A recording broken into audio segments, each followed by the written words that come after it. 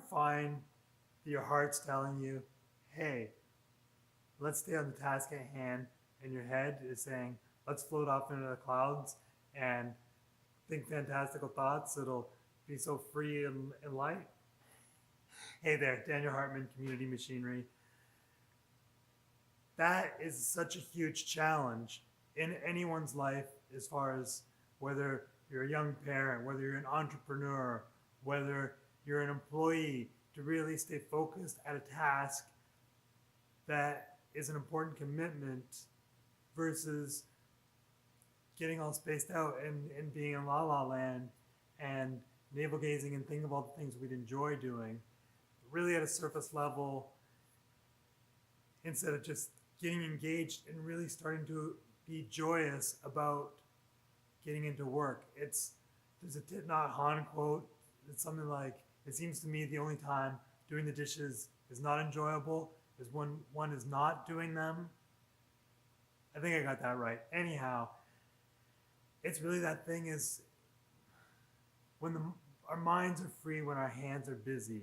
The mind is free when the hands are busy. That's another way of saying it. And really, when we pour our every essence, every fiber of our being into the task at hand, there's a freeing space that opens up. And we're not going to have those thoughts going through our mind. Actually, it's very therapeutic for people who have anxiety and certain stress and certain things going on to do a task like knitting. And a lot of these things are very inherently grounding because there's something to focus on. It gets us, there's a saying, if we're trying to figure it out, we're out of our figure, which is saying, if we're not in our bodies, if we're all in our minds, that we're not going to be grounded. It's a matter of being spiritually connected, but being physically grounded is really a place of freedom. And one of the ways we can find that place is when we have all those thoughts, as far as what we'd like to do in our lives, is to really continually check back with what our deepest known calling is. And it's this space we can get into knowing what we're choosing against. We really know what we're choosing for. As far as, for me, I love building machinery, and it also means choosing against going to every party and traveling to Europe or studying all kinds of things that business related, art related, all kinds of things that don't really have to do with machinery. Even some of the aspects as far as I could start learning how to do drafting and engineering.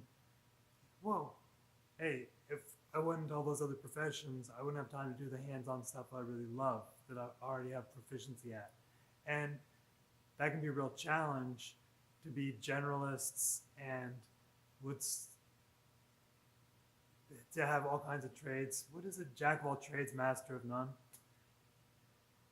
So to bring things back a little bit, there's a few other different approaches to really being mindful if we feel like our mind always wants to float off into the clouds.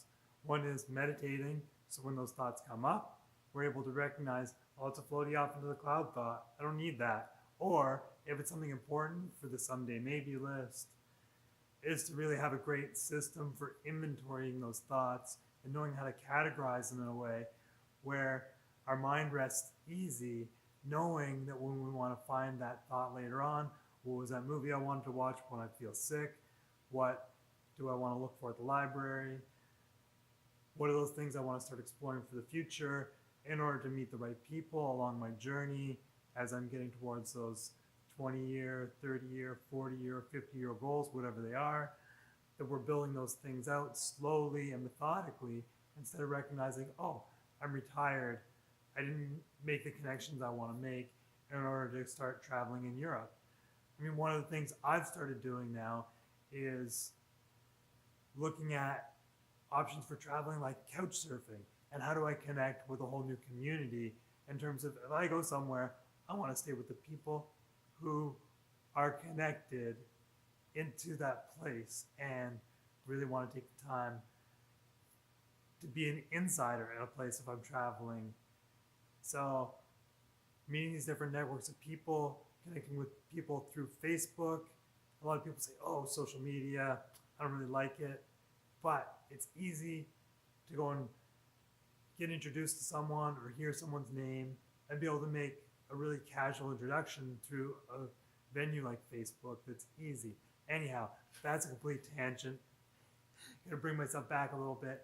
And a couple of the other strategies are if we have thoughts that are continually going through our mind to keep us from the task at hand, sometimes they can be giving us really great insight or wisdom as well, where if we're finding we're always getting nagging thoughts of, I got too many things on the go, I feel time bound, I feel like there's expectations of what I'm supposed to perform throughout the day, and I get a list handed to me, and I feel like I can never complete those things.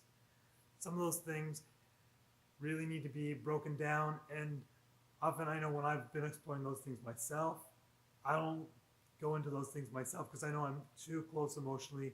I need someone else to help me look through those things who's 10, 20, 30 years ahead of me and where I'm at, or even a few months ahead, who's really put in the work to feel some mastery over not just getting to do this is done, but how to reconcile the things that aren't done to be able to cut loose at the end of the day and to enjoy life and to find a variety of things to do. And it's not about finding a perfect balance in life. It's about always being active in balancing and working. It's like a boxer, always skipping back and forth to avoid all those things coming in. And we'll see that in our personal life as far as we'll really progress and seem to make great gains one day, and then there's a regressive thing, whether it's for the next week or for the next day or for the next month, where we'll have continually movement back and forth, and to not get caught up focusing on where the movement is, but really getting more into that place where we recognize the patterns in order to not get dragged into the seemingly negative parts, or feeling like we just give ourselves extra high expectations based on the really great days. So to enjoy the peak moments, but not to feel like, oh, now I gotta do 10 times this the next day, because that would just be crazy to have to keep pushing that hard. Anyhow, hopefully that's been some good food for thought. Please like, please subscribe, please comment below, and keep coming back with more great video content and keep building this channel. And being able to provide feedback for people who comment is really the way that these videos are going to be the most relevant. So that's always a great help. Thanks so much. Have a great day. And just, keep saying this, if you're trying to break a rock, you just got to keep lots of blows. The first one's the most important, even though it doesn't seem to be doing anything.